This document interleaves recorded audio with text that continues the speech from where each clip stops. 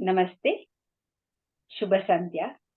We will today continue the lecture on Ayurveda and Sanaatana Dharma by Dr. C. Kishore. We will start with Prarthana. Aditi will recite the Prarthana. Shuklam Bharadaram Vishnum Shashivarnam Chaturbhujam Prasannavadanam Dhyaye Sarva Vignopashantaye Saraswati Namastubhyam Bharade Kamarupini Vidyarambam Karishyami Siddhir Bhavatame Sada Hari Om Shri Gurubhyo Namaha. We will continue with the lecture by Dr. Vaidyaratna, Dr. Kishore on Ayurveda and Sanaatana Dharma.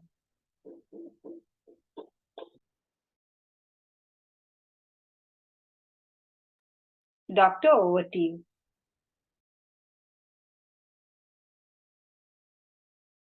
Am I audible? Yes, you are audible. Yeah. Good evening and welcome to everyone. I'm a bit sorry because I'm in the travel. I'm commuting from a different place from Bangalore, so I have parked my vehicle.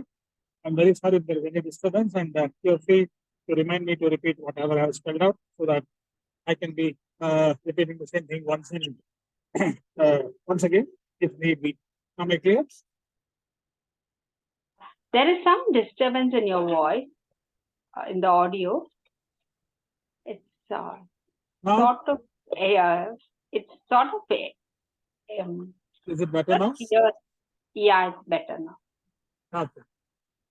So, in continuation to this is a different segment of students compared to yesterday, I hope so. It's the same group of students, Mahodaya. They're continuing. Okay. So, any questions of yesterday? Any doubts that they have? We haven't received anything still. Their exams are going on. They'll listen to it after this today. So, it will be recording to them. They'll have a recorded version and they'll just get back to us after the their convenience, right? Is that the whole protocol about? Yes, Mahodaya. So, yeah. In continuation of the talks, I was about telling you Swastasya Swastya Rakshanam Aturasya Vikara Prashamanam, which means the bound duty of Ayurveda science and all of us in particular is to see that the health of an individual is maintained in the best way to see that it is healthy. And with Prajnaparada, it was deliberately mentioned yesterday. Prajnaparada means doing a wrong thing knowingly, whether it might be a doctor or a police personnel or a security personnel or a film line person or a software industry person working against the nature for some other country's biological rhythm and working and taking things into control, ending up into problems. All such things have to be dead. That is called as Prajnaparada, where we are yesterday. But in principle, if we can think about the success of one's life, I think Ayurveda then is very much relevant to today's healthcare scenario and absolutely welcome to the generation next as well without any doubt. I think the youngsters now who are inside the group should be more aware, more happy, more responsible in taking Ayurveda further as a part of career. And to see that many more individuals are coming into the fold of preventive healthcare, then the best way to see that the family alone of one individual is absolutely healthy. With that perspective, we can try to see that the society by and large is healthy. 15 years, 20 years, 2 decades ago, if you had seen, there were days wherein which people used to hesitate to go to the Ayurveda science as a part of education. I'm pretty sure you'll watch me with my words by saying that 20 years ago, 2 decades ago, people used to come to Ayurveda by chance and not by choice. I repeat, people used to come to Ayurveda by chance and not by choice. Today, it may be yoga, maybe naturopathy, it may be Ayurveda. People are coming to these sciences out of sheer choice and not by chance. So they are aware that the whole world is looking at them. It is our bound duty to deliver goods, to induct new principles of health amongst family members, to be healthy. There is a lot of peer pressures in eating. We are seeing pastry pizza coming home more faster than what an ambulance can come. We have seen morbid obesities in children, in which they attain huge weights, gigantic weights at a very young age. We have seen cab services from bedrooms to classrooms without having any physical exercises. We have seen addictions to mobile phones by very, very young children and especially housewives and geriatric age groups of over 60 years, completely addicted to uh, mobile phones. And the point to be noted over here is the news has been abused, misused, overused, or not at all used in the right way. But there is a lot of information which is being spread in the as a part of GAN in the WhatsApp and Facebook universities. But we have right to information in the present day's social life, legal system support, but we have no right information. Right to information is allowed, but no right information is allowed. So that is a point of huge concern that you may have to take care of. If you can open WhatsApps and the Facebooks, every Tom, Dick, and Harry will give you a remedy for weight loss, for diabetes, for memory loss, for height growth, every ailment you say, for dark skin to grow, for tanning, glowing skin, every problem you just go on naming, they have a remedy by quacks. So this is a huge time in which we have to be very cautious in understanding things, making things very clear as to what is right information, what information has to be passed on to the generation next, and what information in the form of functional foods, which is being catered to us in the market, has to be utilized by us and see that the health is being absolutely taken care of. Once, there was a saying which was said, once character is lost, everything is lost. But I further go on in continuation of these words by saying that once health has been damaged, it's as good as you purchasing a used car. So you can never expect perfection in the used car that you have bought. It is only repair. It's only maintenance. You can never have a quality driving experience and the pleasure of driving as if you're driving a new car, if at all, if you buy a used car. It's as simple as that. So once health is being lost, not many things in life has to come to a compromise. A small example today I will share.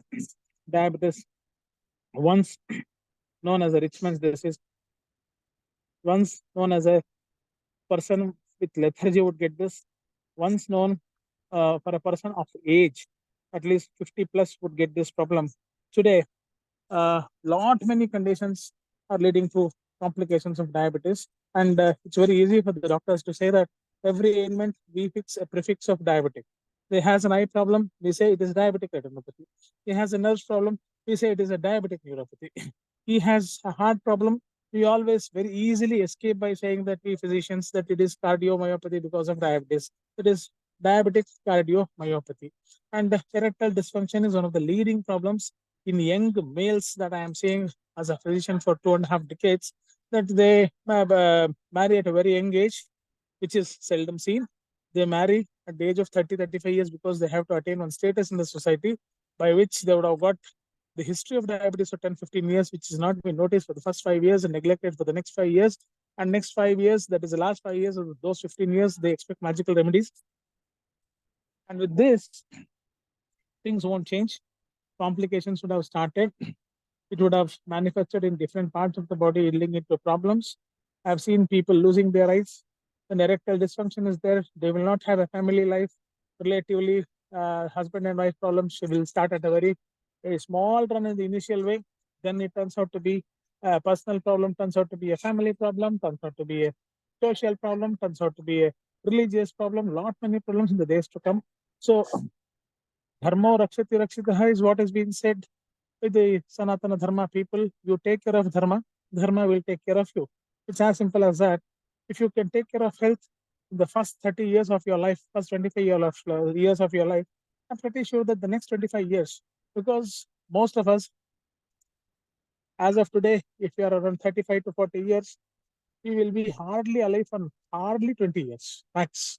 65 is the quality of life what we can all enjoy. After that, with so much of pressures, it is not just the blood pressure that we get. we are more prone for many problems.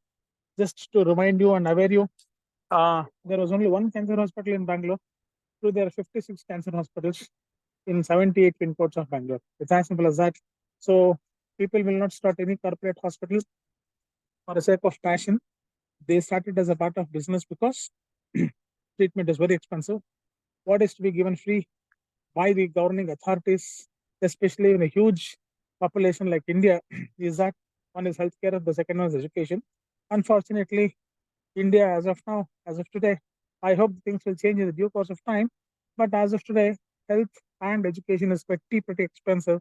So, keeping that in mind, I think conserving health has to be our bound prerogative, bound responsibility, and insurance is not a reply. Let me be very clear. Not many people will think if I'm insured for 1 crore rupees, I am safe. You can buy a bed but not sleep. You can construct a house but not make. You cannot never make it a home. So you can buy a college but not education. So buying education is not possible. You have to go through the hard process as how a metal is turned into an ornament. In the same way, you have to see a lot of turmoils, lot of problems has to be faced, a lot of interactions, lot of encounters has to be experienced by oneself. Only then the perfection of knowledge, that is jnana. Vidya is something different from jnana. Vidya can be achieved by many. Jnana can be attained by few. So if demarcative difference has been let known to us, then I think the medical perspective in connection to dharma, what I personally feel is being healthier, being aware of the right knowledge with the right people at the right time. See, a small example again, an anecdote to share with you. A live patient example I would wish to share. I had a diabetic patient who was absolutely negligent about his blood sugar levels. He would always proudly say that his fasting was 300, BPBS is 500. He's still energetic. He's working till 12 o'clock in the midnight. He enjoys life. He's going to drink alcohol. He's going to consume smoking because he strongly believes that life is short and the life is there to enjoy. I don't know the definition of enjoyment according to him, but being born healthy is always a bliss that our dharma has given to us. Dying healthy is the responsibility what we have to take for ourselves. I repeat, dying healthy. Jatasya maranam dhruvam is what we know. The moment we are born, we are all destined to die. But the time of death, Ichha Marana, what Bhishma told to us, the time of death, the nature of death, the protocol of death has to be decided by us and not by anyone else, but for Brahma, the Shushtikarta. Once this has been decided, the whole aspect and perspective of living well and leaving well shall be sufficed. And strongly I connect the roots of Dharma. Any dharmic person you see, in short, a very modernized way to spell out this the different definition, a God-fearing person. Compare a God-fearing person to a non-God-fearing person in the scenario of Sanaatana Dharma. Definitely, the ratio of crime is least or less. The nature of his corruption levels is conventionally zero or too less comparatively. So if you fear for dharma, dharma will automatically take you to the right path and see that you are on path on the right time and the right space. Complete span of your life shall be right, provided you choose the right dharma in respect to spirituality, in respect to medical sciences, in respect to food sciences, in respect to family responsibilities that God has showered to us. An excellent example is a woman. She plays a role of a daughter. Later on, she plays a role of a wife. Later on, a mother. Later on, a mother-in-law. Lot many roles she plays. Just imagine a daughter is being spoiled with her food habits. I told you an example that pizza is going to reach more faster than an ambulance. I also given examples in all the malls. So what is the biggest contribution the ultra modernized malls is going to give us in the metropolitan cities is that it is going to give us malnutrition.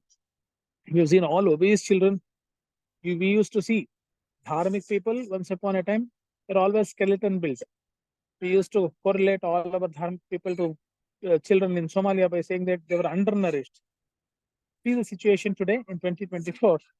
especially in the metropolitan cities. You go to the remote places also, you have people eating biscuits, chocolates, and the moment the baby cries, he has a packet of chips so that the baby will shut the mouth. The baby cries, the mother is going to give high radiation mobile phones to her. Eye is being distracted. Computer vision syndromes are already engulfed our younger generation. Small children in the span of 10-15 years, they have vision problems, they have vascular headaches, they have migraines. Point to be underlined is they are suffering from stress-induced headaches. I don't know the definition of stress. Today, a small infant is having stress, LKG child is having stress, an IAS is having stress. In the olden times, example of a priest to be correlated. Priest is a person who would always fast, who had enormous physical activities, who had phenomenal physical and emotional and mental stress, and the administrative stress with the local bodies, today politicians, then the gram panchayats or whatever, they would have a lot of pressures towards the upliftment of the temple. But that stress was a new stress. The stress, what we are taking in this generation is distress. So stress is the same, but converting that stress to distress is what we are all experiencing voluntarily, welcoming that and on a very happy note. But if the same can be converted into eustress with the influence of dharma on us, I think that gives you satiety, that gives you happiness, that gives you longevity of life. So not just longevity of life, but quality of life shall be, can be, should be, and will be enhanced. By saying this again, I can request the moderators to share my numbers with the concerned students. Any questions that they have, they're all the more. I'm all the more happy to answer them, and they're all the more having the liberty to ask me the questions at their convenience, so that the point of interest what they have can be selected in particular, and the same can be debated and deliberated in the due course of time. Any things that I would want to talk has to be suggested to me by the moderators, please. Yes, Mahodaya. We will surely get back to you with the questions from the students.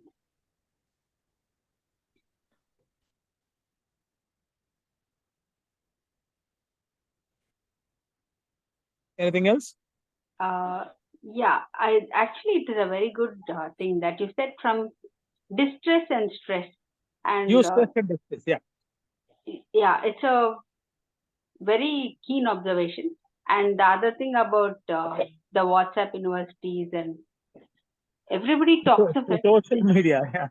See, what happens today is you can just type how to lose weight on the YouTube. You get 100 videos, of which 99 of them are not at all been Gyan is not given by a medical professional. It is being given by an unexperienced or as seniors say, self-medication is bad and self-irritation is mad. They decide what is good for others, not just for themselves. So they push other children to the well, and they keep their children very safe. And one more example to state with you is in America, when out of 100 pediatricians, 92, 100 out of 100 will vaccinate other children, whereas 92% of them, rather around 87% of them don't vaccinate their children completely as per the protocol, but they will insist other children to get vaccinated. So this is a scenario what we are facing in the medical world as of now. I think this is a huge cause to be called upon, to be looked upon, to be deliberated upon, and to be discussed upon. Yes, and today Ayurveda is by choice. It was by choice for us adults as children, and then for a long span of time it was not. But now it is Very again true. back to as an associate professor, what I Ayurvedic doctor now. I do see this demarcated difference among the students. As an associate professor for many Ayurveda colleges, what I personally feel is people used to come by saying that मेरा पिताजी ने बोला था कि doctor बन जाओ, MBBS तो नहीं मिला मुझे, इसलिए मैं आयुर्वेद को आ रहा हूँ. Now the scenario has changed. They are more pronunciative in Sanskrit. And one point which I forgot it, and which I wanted to emphasize is Sanskrit, health, and Dharma. Not many people in the modern times will always say that Sanskrit is a Devanagari. It is related to one community. This is the language of gods. Why I should learn? What's the relevance of Sanskrit to me?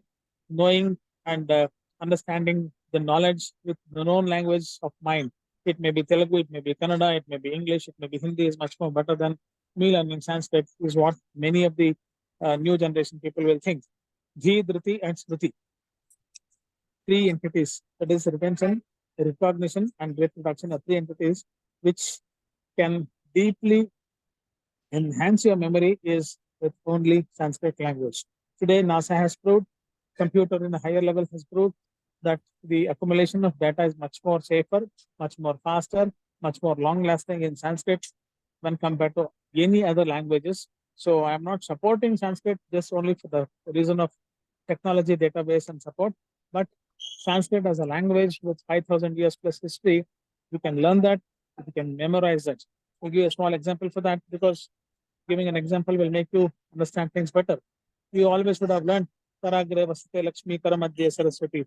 This sloka has been known to every infant in this Sanaatana Dharma, especially in India. But most of the times, at the age of 1 or 2, you would have learned the sloka without knowing the meaning. Not necessarily. If you learn the sloka, the substance, the meaning of the same will give you power in the rest part of the life. So the meaning of that is Karagre Vasate Lakshmi. Lakshmi is in the end of the fingers. You will not know, but you would have by hearted the sloka, right? When will you know the value of that particular phrase of the sloka? 1/4 of the sloka, Karagare Vaste Lakshmi. The other 1/4 is Karamadhya Saraswati, right? Well, will you have a pen? You can never write any sentence nor your signature to receive money or to sign on the checks. Saraswati is required. So Karamadhya is where the pen stands. Karamadhya Saraswati. To swipe the credit card, to take the check, to take money, currency is always the end of the fingers. You can just close your eyes and experiment what I say. The moment you want to receive your currency, your first salary, either in form of a check or a cash, the first thing what you learn forward is your fingertip. Karagre Vaste Lakshmi was beautifully told to all of us hundreds and hundreds, centuries of years back, which we did not know the reason and the hetu, the causative factor of why that was being taught to us. Now we know the importance of why the currency is coming to us and reaching our pockets through the fingertips. So your knowledge with the help of computers also, Saraswati enters through the hands only. So Sanatana Dharma in the form of Shubhashita, Arthat, Shobhanam Bhashitam Shubhashitam. Beautiful words to be inculcated in the souls of young ones can be penetrated only through Shobhanam Bhashitam. That is a beautiful word in the form of Shubhashita. So, thus Dharma, the language, healthcare is all a beautiful, healthy cascade pyramid which we can obtain when planned correctly.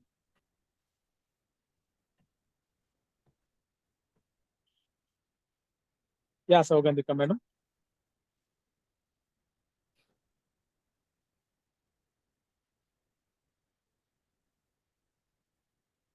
Hello. Very beautifully enumerated. Dhanyavad. It's a blessing to the student community, this lecture of yours. Also to the others like us, the parents. It's very, very relevant.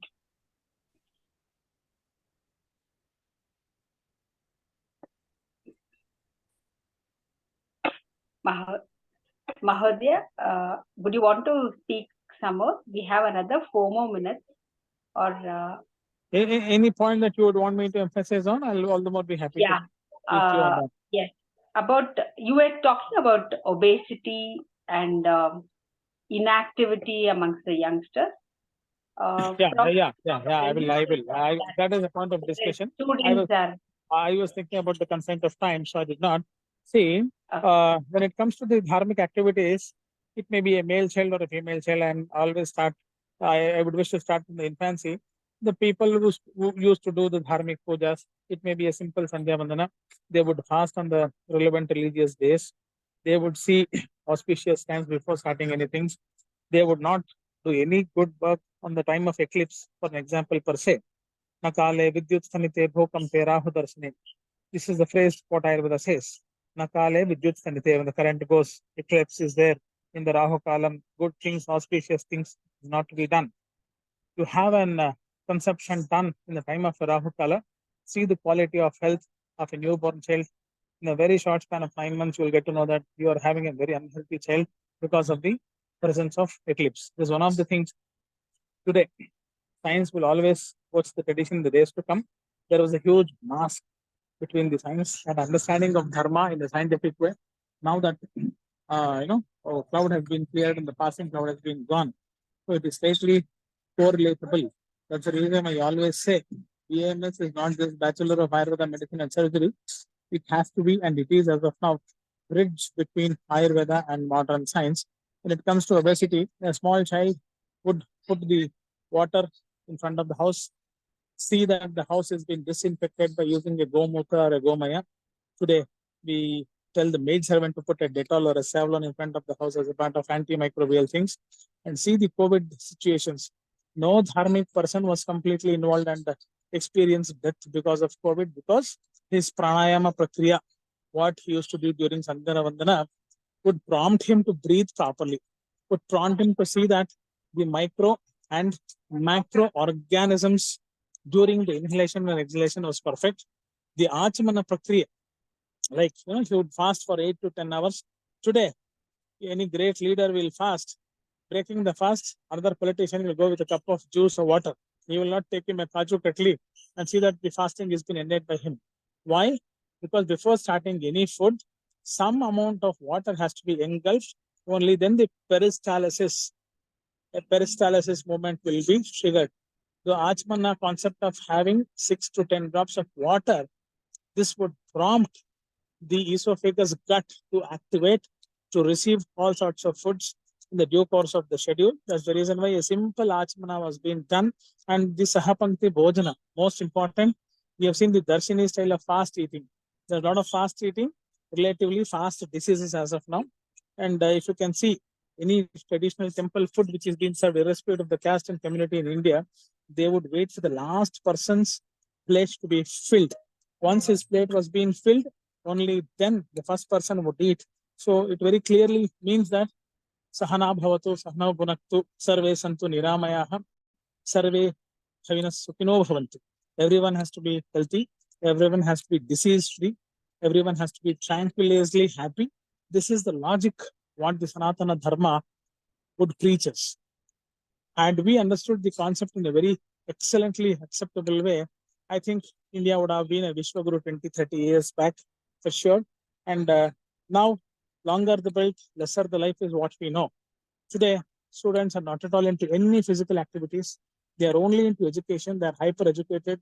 Every one of them are becoming whatever they desire, but they are forgetting the roots. That's the reason why there is a lot of disturbances in the family. They cannot handle stress. They cannot handle independent life. Today, many marriages in the urban cities are not stable, only for the reason that the interpersonal relationship is not sure. The child which is going to get obese is being engulfed to n number of problems at a very young age. You have seen many complicated problems. All the body. I have gave you an example.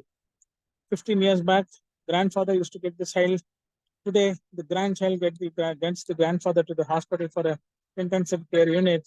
So this is the very unfortunate scenario what we are, looking in the society.